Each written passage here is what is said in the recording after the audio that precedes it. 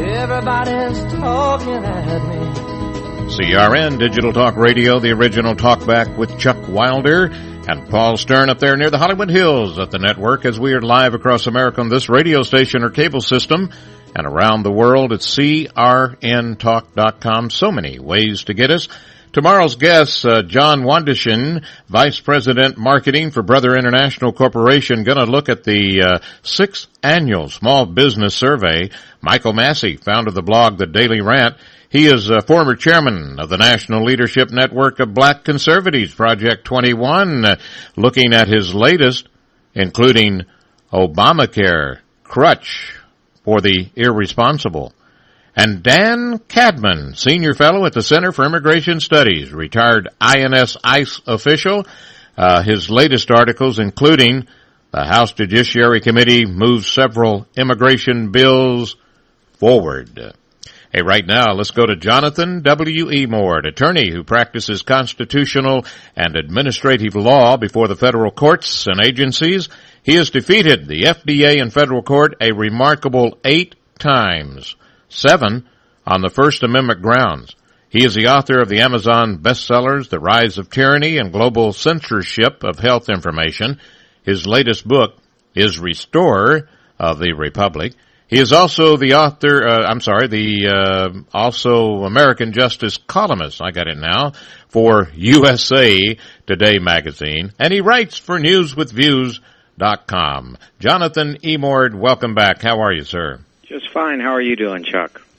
Pretty good, pretty good. Busy. Boy, it seems like everything's going on, everything. You know, I've had guests on talking about vaccinations, and interesting, you know, and very informative, but I've never had one on that really gets into it the way you do when it comes to our rights. This is so interesting. And I'll just tell the listeners, I'll start out with the beginning here. The legislators in 13 states have introduced bills that would severely constrict or eliminate exemptions from compulsory vaccinations, forcing those who have not been vaccinated to become so. And you kind of wonder, well, what if I don't want to put something in my body? What rights do I have? And they say, you know, it's the vaccination is better than the outcome or what could possibly happen. Prepare to become educated, from the world-famous Jonathan Emord. Very good article. And you also have one that's even later than this one we'll try to touch on if we get a chance, Obama's blind spot. But this is awakening here. Awakening. Interesting reading. Well, you know, it's interesting. Under the 14th Amendment, the jurisprudence is pretty protective of individual liberty, as you might well imagine. The 14th Amendment prevents the deprivation of life, liberty, or property without due process of law. And there's a doctrine called substantive due process, which has applied in the area of civil rights to protect individual liberty against the generalized representation that the public interest should overwhelm the private right. And in every instance, just about, except in the case of mandatory vaccination, the courts have compelled the government to prove that the means chosen are narrowly tailored to achieve the end, and that there are no less restrictive alternatives to the deprivation of the right. In the case of mandatory vaccination, that balancing test is not used, and the reason why it is not used is the decision of Jacobson versus Massachusetts, a 1905 decision predating modern 14th Amendment jurisprudence, but 1905 decision, Jacobson versus Massachusetts, in which Chief Justice Oliver Wendell Holmes Jr. wrote the opinion for the court saying that the general interest of the government in protecting public health and safety overrides the interest of the individual in their liberty right not to be vaccinated, but performed no assessment to determine whether there was any less restrictive alternative to requiring Mr. Jacobson to be forcibly vaccinated against his will. And this decision is not surprising for those who understand Oliver Wendell Holmes Jr., who was recognized as one of the foremost jurists in the history of the world, but particularly in American jurisprudence. But the sad reality about Holmes is that he was an advocate of what is called eugenics, which is the same thing that underlay the Nazi attempt to create a master race. In other words, he believed in killing people, actually killing them, if they were, quote-unquote, undesirable. To quote him, he said, restricting propagation by the undesirables and putting to death infants that didn't pass the examination, et cetera, was the right thing to do. And he believed that we should prevent continuance of the unfit. And in the case of Buck versus Bell, where he wrote the decision for the Supreme Court in 1927 holding constitutional forced sterilization of a person that he considered to be feeble-minded, and also ushered in an era of forced sterilization in the United States from that date until the 1970s. You know, when you talk about this infamous 1927 decision, Buck versus Bell, right? Let me tell the listener, and in Jonathan's article here, in that decision, Holmes wrote that it was within the rightful power of the state to, quote, prevent our being swamped with incompetence. It's better for all the world. You know, this, truthfully, Jonathan, I know that throughout my life, you know, I would hear Supreme Court Justice Oliver Wendell Holmes Jr., you know, and it was like, oh, man, this guy, he must have really been good.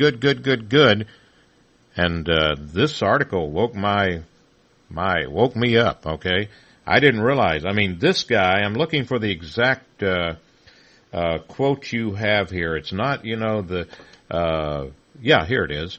Holmes relished in the idea of creating a pure American bloodline through government-mandated sterilizations, and the pure American, what is the difference between that and Hitler's master race?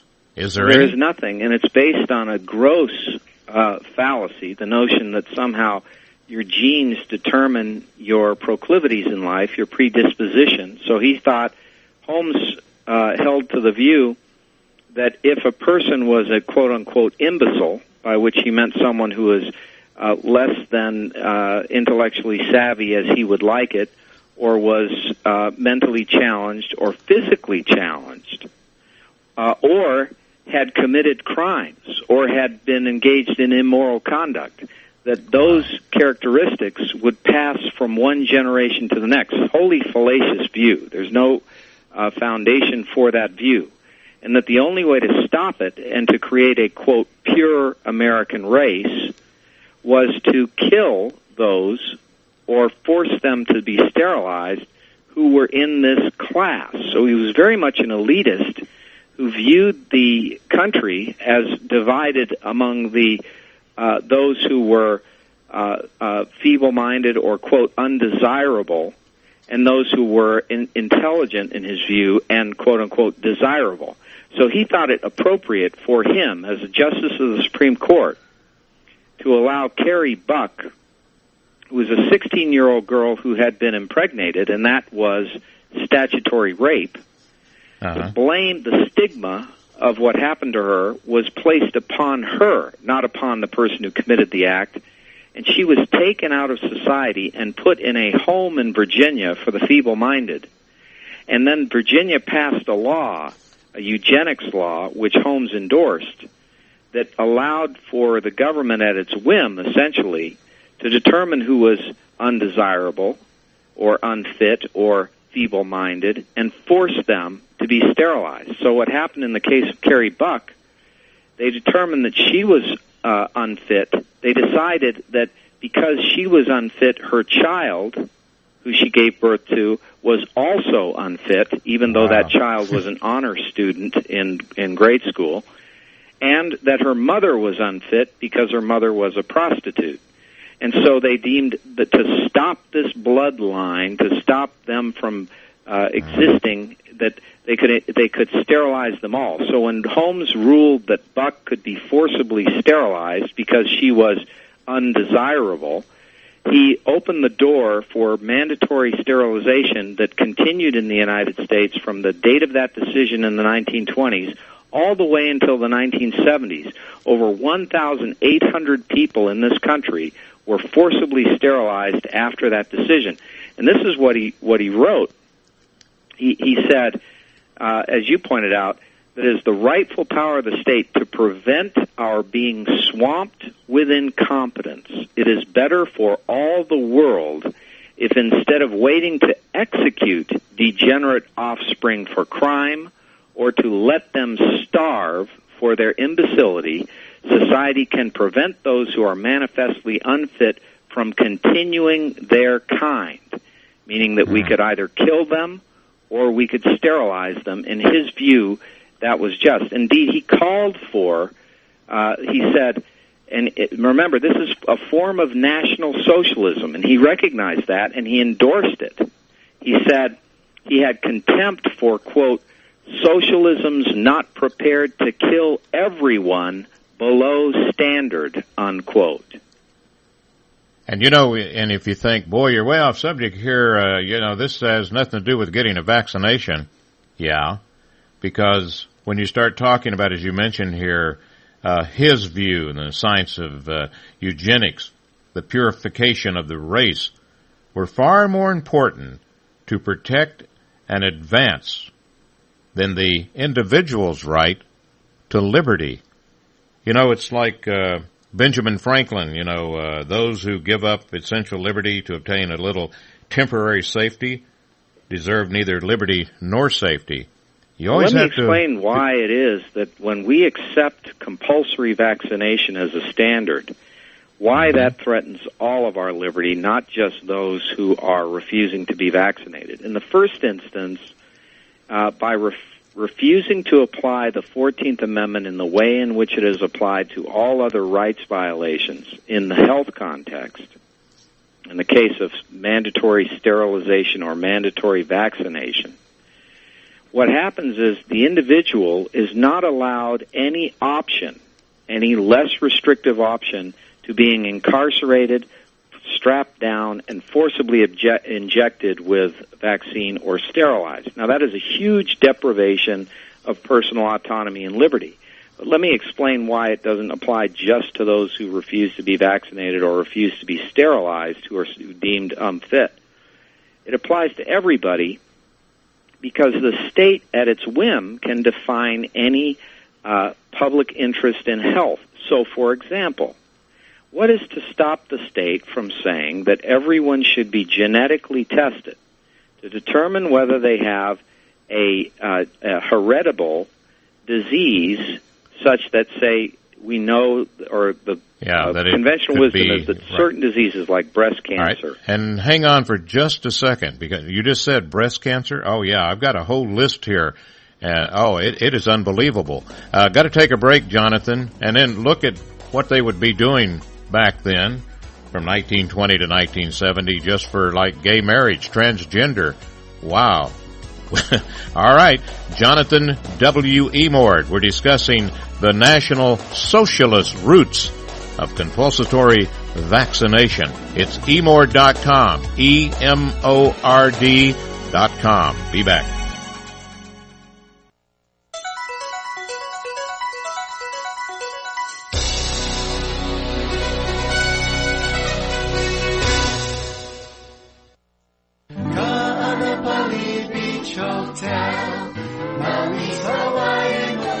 Located in the heart of Maui's premier resort, Ka'anapali Beach Hotel is officially recognized as Hawaii's most Hawaiian hotel and the #1 best value in Hawaii.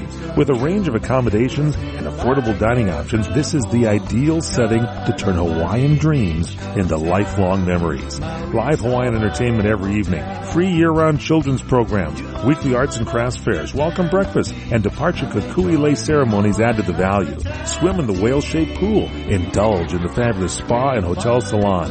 Enjoy Hawaiian hospitality at its best at the Ka'anapali Beach Hotel.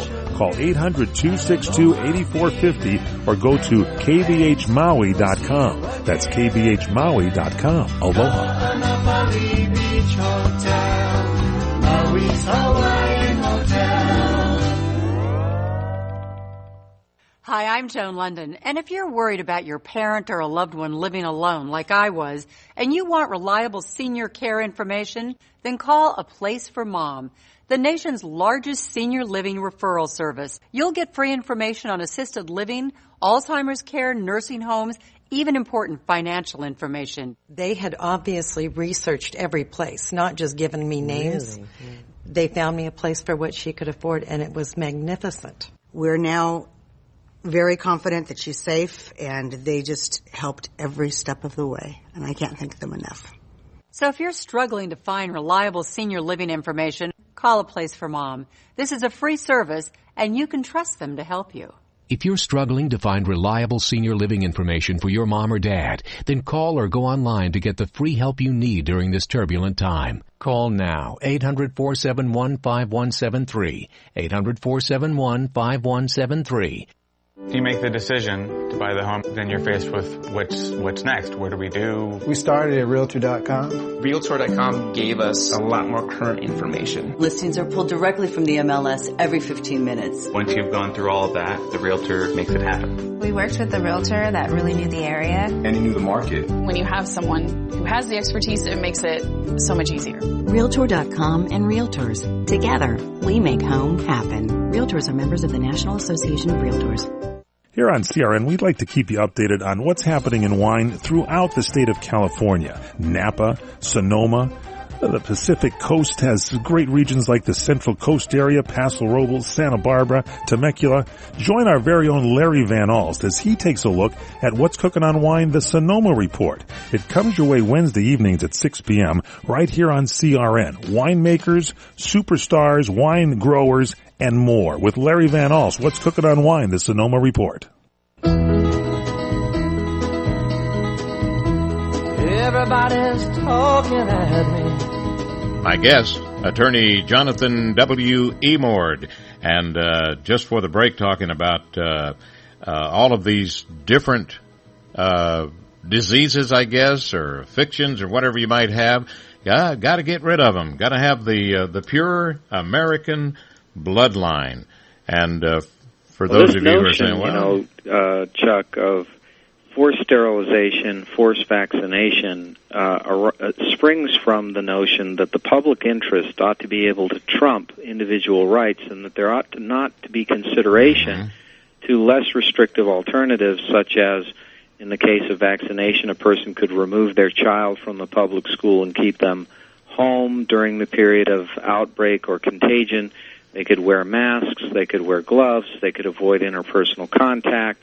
There are any number of less restrictive alternatives that actually are even more effective than vaccination, because in the case of the measles vaccine, there's a shedding period and there's a period post-vaccination in which the person who's vaccinated can actually transmit the disease as a carrier to someone else. So I'm sure there's a big money thing here connected too, Jonathan, like sure. With all the lobbyists and the pharmaceutical companies and all that plays a big part. But if you I was just going to say, Chuck, before, if you can take a public interest argument on health, that look, there's an outbreak of 600 cases of measles last year, about 200 this year, and that's enough to force every person in the United States to be vaccinated for the measles, even if they object on any basis, even a religious basis. That notion of compelled vaccination is so repulsive to individual liberty, but it also, if you accept the premise, the legal premise, that legal premise can also be used for a wide number of other public health justifications. For example, on that same basis, you could compel every American to be tested to determine whether they have a gene that passes on a heritable disease, and if so, to be forcibly forcibly sterilized. So there are a number of heritable diseases, certain forms of breast cancer, Down syndrome, cystic fibrosis, hemophilia, polycystic kidney disease, sickle cell disease, Tay-Sachs disease, just to name a few. And they could force everyone, even at birth, to be tested for any genetically tested to determine whether or not they're at risk of passing on a heritable disease. If so, they could be earmarked for forced sterilization so as to avoid the cost to society of those diseases. Now, this I think strikes to the heart of it, because once you give the government the power to force individuals to be physically manipulated, either by vaccination or by sterilization for the public good, and you say that that justifies it over the individual right of the 14th Amendment to liberty, you are at an end of freedom and a beginning of tyranny. Any number of things can then be forced upon you on the basis of public health, overriding an individual dissent, regardless of what steps you would intend to take as less restrictive alternatives. Boy, and I was even thinking diabetes. That's probably would be on the list too. And you say in this article, if you do not see in this compulsion the hallmarks of National Socialism, antithetical to our Constitution of Liberty, you must visit world history from the Age of Enlightenment to the end of the Nazi Germany. And in between you'll find that the same foul doctrine of authoritarian control over the individual existed in this country as in fascist Germany, Italy, and Japan, and as in communist China today. And here's my million-dollar question for you. Jonathan, who was the guy that appointed Justice Oliver Wendell Holmes Jr. to the Supreme Court? I believe it was Teddy Roosevelt. I may be mistaken, but I think it was Teddy Roosevelt. And Teddy Roosevelt was also a eugenics advocate. He also believed in forced sterilization. It was a popular notion among certain people of a certain class in this country, as it was in Europe at the time. But it's a repulsive, utterly repulsive and racist viewpoint. That is that your kind, whatever that is, should predominate and that all others ought to be exterminated. I mean, it's just outrageous. No. And this was what fed Holmes's thinking when he overthrew the 14th Amendment restrictions against government deprivation of individual liberty to allow forced vaccination and to allow forced sterilization. Okay, got to take our bottom of the hour break, and we'll continue. And as you say, Holmes envisioned science that gains such acceptance that it shall take control of life, condemn at once with instant execution what now is left for natural destroy, whatever the cost to achieve the goal of keeping certain strains out of our blood. Wow. Hey, more on this from Jonathan W. Emord coming up. It's emord.com, newswithviews.com. Be right back.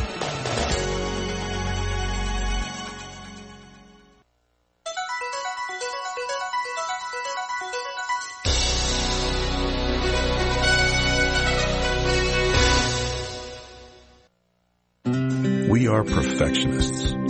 We do it right and don't stop until the job is done. We build commercial zero-turn mowers with maneuverability, power, and comfort. Who are we? We are Kubota. Now, during our More Power to You sales event, you can get long-term financing as low as 0% APR on new commercial-grade Z700 series mowers. For more information or to find a participating dealer, go to Kubota.com. I'm Jay Farner with some great news on how you could save an average of $3,000 per year on your mortgage. Call Quicken Loans now at 800-QUICKEN to see if you qualify for the government's Home Affordable Refinance Program, or HARP. The HARP guidelines have changed. There's less paperwork and often no appraisal required. Call 800-QUICKEN. That's 800-QUICKEN, or visit QuickenLoans.com. Important terms and conditions apply. Call us for cost information. Equal housing lender. Licensed in all 50 states. NMLS number 3030. Experience a luxury boutique hotel escape in the heart of Laguna Beach, California. With the finest art galleries, shopping, dining, and nightlife just steps from your door. The heart of Laguna Beach, the edge of the sea. It's the Inn at Laguna Beach. Enjoy our comfortable rooms, blending the style of a timeless beach bungalow with the modern comforts of today. 70 newly appointed guest rooms and suites await you at the Inn at Laguna Beach. Then, relax at the rooftop bar, where you'll indulge in breathtaking views of the ocean. For dining, you'll find libations and local cuisine on the California coastline, including dining at the legendary Las Brisas, a Southern California landmark. The Inn at Laguna Beach, footsteps from room to village to sea, located in the heart of Laguna Beach. The Inn is within walking distance of all that Laguna Beach has to offer. No car required. The Inn at Laguna Beach, 211 North Coast Highway in Laguna Beach, California. Call 800-544-4479 or visit inatlagunabeach.com. Have you ever considered adding a home security system but thought it would be too expensive? Here's the good news. There's never been a more affordable time to help protect your home, valuables, and your loved ones. You can now get a $100 Visa card from Protect Your Home, your authorized ADT dealer, with the installation of a new ADT monitored system. Here's even better news. Your new system, worth $850, is free. You pay just a $99 installation charge and purchase monthly monitoring for less than $2 a day. Call Protect Your Home today at 1-866-669-8954. That's 1-866-669-8954. Get the peace of mind that comes with owning an ADT monitored system, plus a $100 Visa card from Protect Your Home. Call now, 1-866-669-8954. That's 1-866-669-8954. 36-month monitoring contract required. General terms and conditions apply. Visit protectyourhome.com/terms. Hi, I'm Dr. Bob Marshall, PhD, host of Healthline. Join me live to get your questions answered and hear the latest breakthrough information for you and your family. Our product line, Quantum Nutrition Labs, delivers what others only promise, nutrition that really works. This month, our DHA 200 is on special. This pristine microalgae source of docosahexaenoic acid, an essential fatty acid, is the purer, cleaner form of DHA. It delivers great brain, nerve, eye, and heart support. From babies in the womb all the way to the elderly, just about everyone really needs to supplement DHA in order to enjoy best health. Buy 2 bottles, get the third one free. Call 800-370-3447. That's 800-370-3447. Experience nutrition that really works. Listen to Helpline daily at 2:30 p.m. Pacific, 5:30 p.m. Eastern on CRN.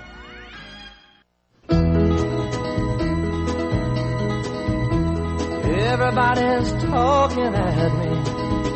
CRN, Chuck Wilder with my guest, Jonathan W. Emord, attorney, also author of Restore the Republic. We are discussing his article at newswithviews.com, The National Socialist Roots of Compulsory Vaccination. And, you know, earlier you were talking about Jacobson versus Massachusetts, and that was that? Yeah, 1905. It's really interesting how you go back to these cases and the writings of them. I know that's your expertise. And this all came about because it was an outbreak of measles, right? No, in that case it was the smallpox in Cambridge, Massachusetts. Smallpox, okay. And the city of Cambridge wanted to require everyone to be vaccinated, so they passed a mandatory vaccination bill. And Mr. Jacobson, fearing rightfully that there were adverse effects associated with the smallpox vaccine, which then was more primitive than it is today, wanted to avoid vaccination, fearing that he would suffer these consequences.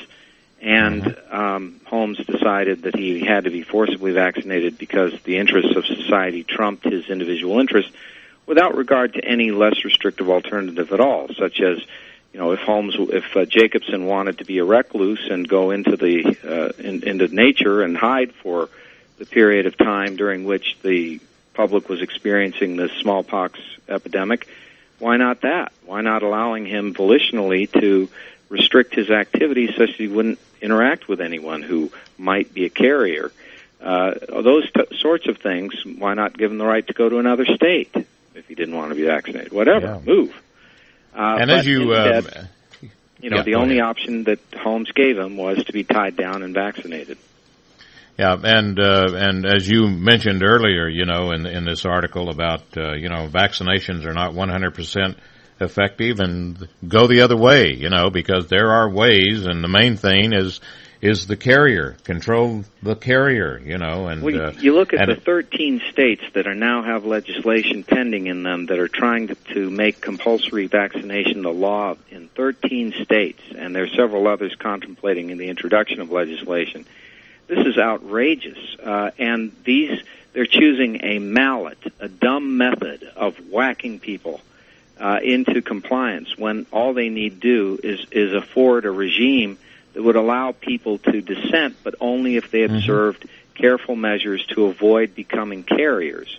That would seem to me to be a perfect solution, particularly because the government will never achieve 100% vaccination, and even if it could, by scheduling police in everyone's home and forcing people to go to vaccination centers like they were in Jews in concentration camps in Nazi Germany, that approach would result in still people who would transmit the disease because vaccination is not 100% effective. Children who were vaccinated for smallpox who were in Disneyland, we discovered actually contracted the disease and passed it on to others. It is not smallpox, but measles. It is not the case that vaccine for the measles forced upon everyone in the United States would create perfect immunity. It is also not the case that forcing everyone to lose their liberty rights to dissent is going to increase the degree of protection one whit. Because, for example, many people have already had the measles. Others may have antibodies for the measles and not be capable of catching the disease or passing it on. The small minority of those who are potentially capable of getting it would have to be in the schools where the contagion is present in order to present the risk of becoming a carrier. And in those instances, they could withdraw them from the school. They could stay out of school. They could go to another school district. Why do we have to force people to lose their liberty rights to provide protection for public health? It is not necessary. It is an archaic, Byzantine system used by the unintelligent to impose their will. It is nothing more than a power grab. In substance, it does not help one whit. And Jonathan, the way they want to force this on us, but then all of a sudden they'll have an exception to the rule. And somewhere in my files, I've got the exact date and when it all happened. But whenever President Obama had his first border surge of illegal aliens, he actually put out the word to schools that he wanted them all to get into schools right away. Perfect timing, right? Mm-hmm. And he said it will not be mandatory that they have any kind of vaccination records or anything like that. You must accept them. Isn't that, he'll wave the magic wand, to get along with his immigration policies, but then all of a sudden everybody must be vaccinated. And by the way, for the listener, if you're interested in those 13 states, just go to newswithviews.com, and right there at the very beginning, Jonathan gives you all of these states that are going to, they have introduced bills that would severely eliminate exemptions for compulsory vaccinations. And that includes the religious exemption, Chuck. Yeah. Religious exemption. So they're going to trump the specific First Amendment right for freedom of religion here as well as the 14th Amendment and disallow people based on religious scruples the right to dissent. Now, this is quite an extraordinary thing. By eliminating the religious exemptions and forcing people against their religious scruples to be vaccinated, they open up another huge can of worms of government power to force people not to abide by their religious precepts. And they do that, again, without affording those people of those religions a less restrictive alternative to vaccination to protect the public from them being carriers. And this whole notion is just utterly repulsive, that you would first deprive someone of their religious liberty. And a lot of these statutes are kind of rather superficially cute in that they would compel you to get an affidavit from a minister saying that the religion that he's a part of embraces the notion that vaccination is against the religious precepts of that religion. Well, that's just outrageous, because the First Amendment free exercise clause is an individual right, and you can have a religion all of your own. You don't have to. The purpose of disarming the government of power over religion is to protect your freedom of conscience. If you have religious scruples of one kind or another, and no one else shares them, you're still entitled to them, and you're still protected in them. The only restriction on your religious liberty is if you construe your religious liberty to cause you to be able to do something that would deprive the equal rights of someone else. So, for example, you can't say, my religion justifies me taking psychoactive drugs that will increase my risk of killing people or committing negligence, and further says that I should drive. Well, no, you can't do that without running the risk of hurting someone else. The state can prevent you from taking those psychoactive drugs, even if you say it's for your religious purpose. But in the case of vaccination, we're nowhere near. We're talking about refusing to be injected with a substance. And there's no direct proof of causality. That's another thing. Ordinarily, under the 14th Amendment, you'd have to prove that the particular person, by refusing to be vaccinated, causally created a risk to some specified group of others or individuals. No such proof is required in these cases, which is an outrage. And the individual is never provably established to pose any risk to anyone. Wow. And yet they can be forcibly vaccinated. See, now, I know. I always say it whenever I bring you on. Jonathan Emord, he's defeated the FDA in federal court 8 times, and 7 times used the First Amendment grounds. I guess the 8th time they said, Jonathan Emord is back. Let's just give it. Yeah. Hey, you want to take a quick call here? I think a listener has a question for you or a comment. Al, Riverside, come on in. How you doing, Chuck? I got a quick question for Mr. Emord. You mentioned Teddy Roosevelt, and I've got a couple of other military names, Audie Murphy and Chesty Puller. These 3 guys that want certain specifications themselves can't meet it. For example, like Heinrich Himmler wanted everybody to be blonde and blue-eyed and tall and have excellent vision in the SS in Germany, but he himself could not meet those specifications. Now, is what I'm saying analogous? Does it dovetail with what you guys have been discussing? Sure, it is the case. I mean, this is part of the fraud that is the theory of eugenics, that somehow by eliminating quote unquote undesirables, that you can create a master race. Well, that's utterly preposterous. If you eliminate everybody who is presently physically handicapped or mentally handicapped in some way, repulsive as that is, diversity is the lifeblood of everything. I mean, we have some of the greatest minds in the world, such as that astrophysicist in England whose name escapes me at the moment, world-renowned, who has Lou Gehrig's disease. Or right. I mean, this idea that physical disability should be a basis to eliminate people is just so repulsive. But it's further just ridiculous, because even if you did eliminate everyone who didn't meet Justice Holmes' ideal of a perfect race, that quote-unquote perfect race, the next generation would produce the same relative preponderance of people having disability and having not the characteristics that they deem to be ideal, because it's based on a fraud. It is not the case that genetics reigns. 90% of everything is epigenetics, or the expression of genes during life. And the notion that freedom of choice doesn't come into play. I mean, someone who chooses a life of crime is choosing it. It's not because they're genetically predisposed to commit crime. So the whole final point, idea, real quick, as fast as I can I'm go on for this Jesse thing. Owens. I'm not for Adolf Hitler. Holmes was for Adolf Hitler. It's tragic. Yeah, what I was going to say is, once these supermen that the SS carefully selected got wiped out in combat, they then had to relax the standards. Same way with the Rangers in the U.S. Army in World War II. It was a no-glasses regiment. Then when this cadre of super people go, then the situation, it reverts itself.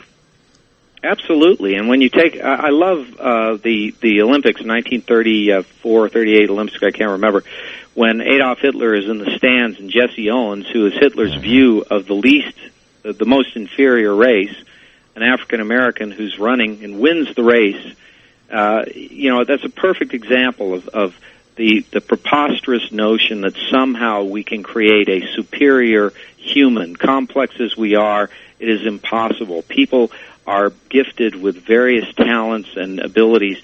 You can have an idiot savant. You can have people who are disabled but bring joy. There's no limit to the grace and beauty in our kingdom on earth, generated by diversity, and we should relish the freedom and life of each person and protect it to the utmost. And the notion that somehow there should be a person in the form of Justice Holmes who can decide who lives and who dies based on his own preconceived notion of what's good and bad in the gene pool is just outrageous. And yet it is that same thinking, this idea that everyone must conform without regard to the realities, that drives these fools who are in these 13 states to advocate eliminating any right of dissent from vaccination, and it's that same type of thinking which underlies the notion that the government should be able to pick and choose who's forcibly sterilized.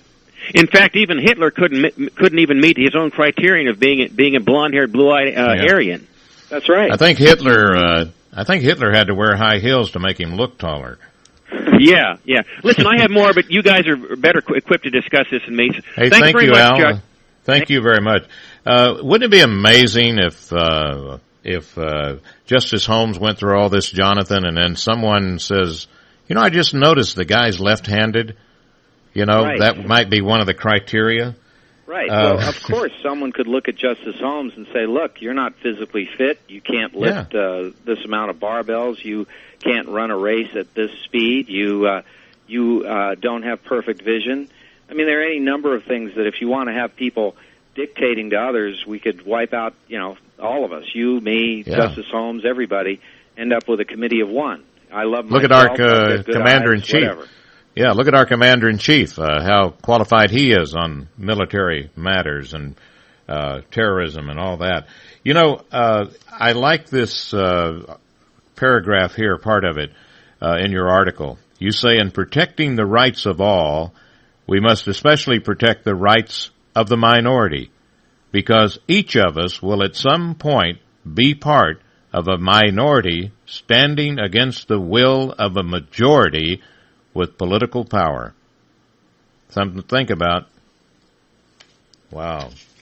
Well, this is definitely a wake-up call. And you also mentioned, in the case of the vaccinations, scientifically, we have come so far, I mean, a while ago you're talking about 1920.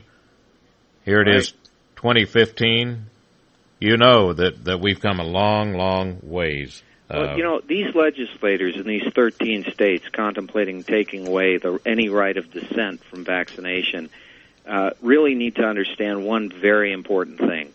The brunt of this is going to fall upon children who are not being vaccinated. Those children will be forcibly vaccinated. That will traumatize them for the rest of their lives, that they are going to be forced to be injected against their will at a young age. We know children are very impressionable. We know events like this carry huge scars that last for many, many years. And to see people forcing individuals, and particularly children, to be vaccinated, traumatizing them through this experience, they should very well appreciate that their names and their acts, their deeds here, their stupid choice of forced sterilization, forced vaccination over allowing reasonable alternatives is going to carry this consequence, and it is upon their heads.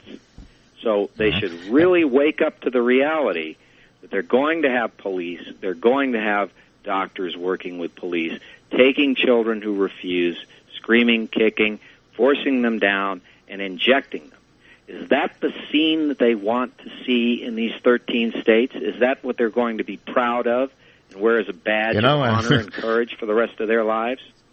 And it was reminding me of another thing, homeschooling. They've even gone to that point where they take the kids away because of that. They know what's best. Jonathan, going to take our final break. We'll continue in just a moment.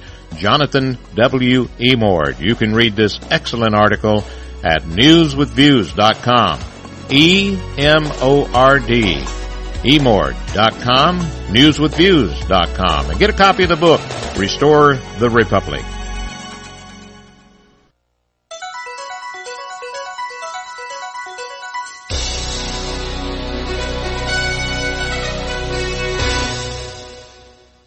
Exercise promotes strong posture if you work at it systematically. Dr. Stephen Weiniger. So we teach people to focus on how they're balancing, how they're aligning, and how they're moving by exercises designed to focus them on one element. And the beginning of that would be focusing on balance, standing as tall and straight as you can, not stiff, but standing tall, and then lifting one foot so your thighs parallel to the ground, and trying to hold that for 5 slow breaths. Don't rush the process. If someone finds that if they lift one foot up and they're wobbling back and forth, touch the wall or stand in a doorway, especially for older people, with 2 hands on a doorway and lifting one leg up, but standing tall. The imperative, the goal being standing tall.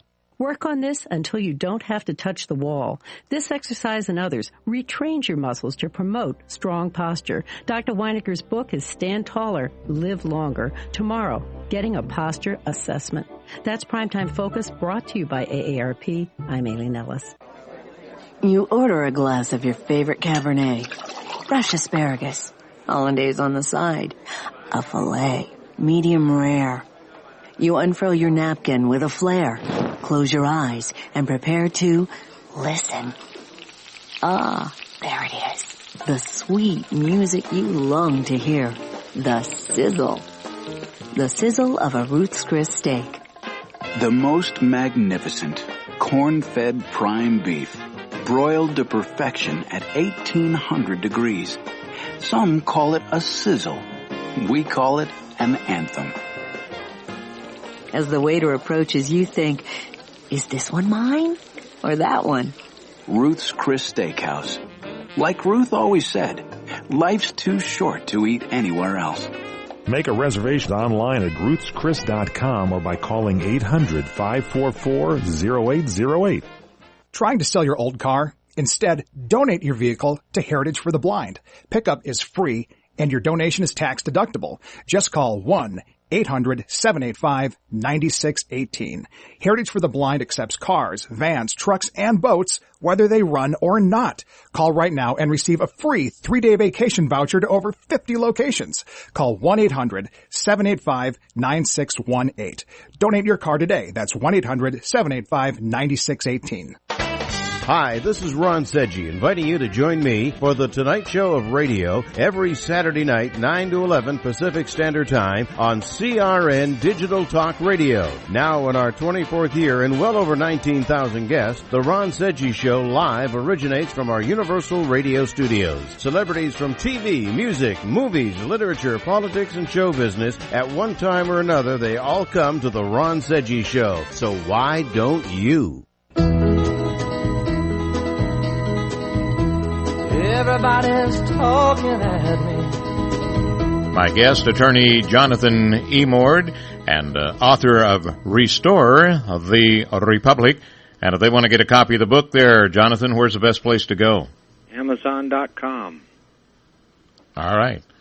If they save money going to Amazon, or they can get the full price at emord.com, I'm sure. Restore of the Republic. And you might check out the other one you wrote, Global Censorship of Health Information. Boy, that's almost on this subject, too. Just for the listeners' information, you know, these states that are going to try to eliminate exemptions and forced vaccination, some of them sort of like normal, you expect it from them. Let me give the listener these states real quick. California, Illinois, Maine, Maryland, Minnesota, New Jersey, New Mexico, Oregon, Pennsylvania, Rhode Island, Texas, Vermont, and Washington. Any surprises there? Like, how did they slip that through? Texas, maybe? New Mexico? Not really. There are a substantial number of lobbyists on behalf of forced vaccination, both from the pharmaceutical industry and from medical groups, pediatricians, for example, who it's part of the life's blood of their business to vaccinate. So there's also, a very strong medical ideological movement in favor of 100% vaccination through even compulsory means. And regardless of the science, we have rights, and those rights must be protected. And if there are obvious, less restrictive alternatives to forcing people to be tied down and vaccinated, we must observe those in order to protect the autonomy and liberty of the individual, which is, of course, the very purpose of our Constitution, is to be a Constitution of liberty, to protect the individual against the authoritarian power of the state that would otherwise exist were it not checked in the exercise of that power. So those who, all throughout history, there have been people with medical scruples who think that everybody ought to adhere to one particular mode of treatment or care, and who are dogmatic and insistent in having everyone do it without dissent. And that is not the way of freedom. That is not our country's history. That is not what we should expect of a free nation. We expect the opposite, that every effort will have to be undertaken to protect the right of the individual when it is possible to be accommodated. And so careful assessment must be made to ensure that that is the case. These laws are dumb in the sense that they force everybody, regardless of circumstance, to be vaccinated. You have an outbreak of measles in a school district, let's say in one town in the northern part of a state, but no evidence whatsoever of an outbreak in a southern town in the same state. And then all of a sudden, are you to force people everywhere to be vaccinated? I'll tell you. Well, you know what? All out of time. Boy, oh boy, this is such an interesting, informative article. The National Socialist Roots of Compulsory Vaccination, and you can read it at News with Views, Jonathan E. Mord. I appreciate it, sir, and as usual, I look forward to the next visit. Sounds good, Chuck. Good to be with you. You too. Jonathan E. Mord, and his website, emord.com, EMORD.com, and you can read this article at newswithviews.com, newswithviews.com. Hey, thank you, Paul Stern. Thank you for listening. And slower traffic, please keep to the right.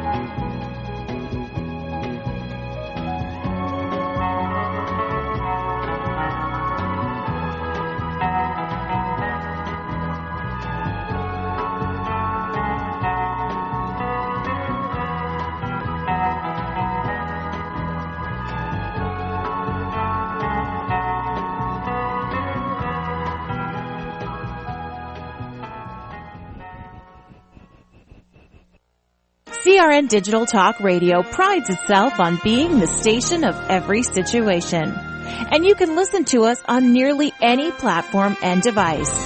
Download to your iPhone, Android, and BlackBerry episodes of What's Cookin', and take Master Sommelier Michael Jordan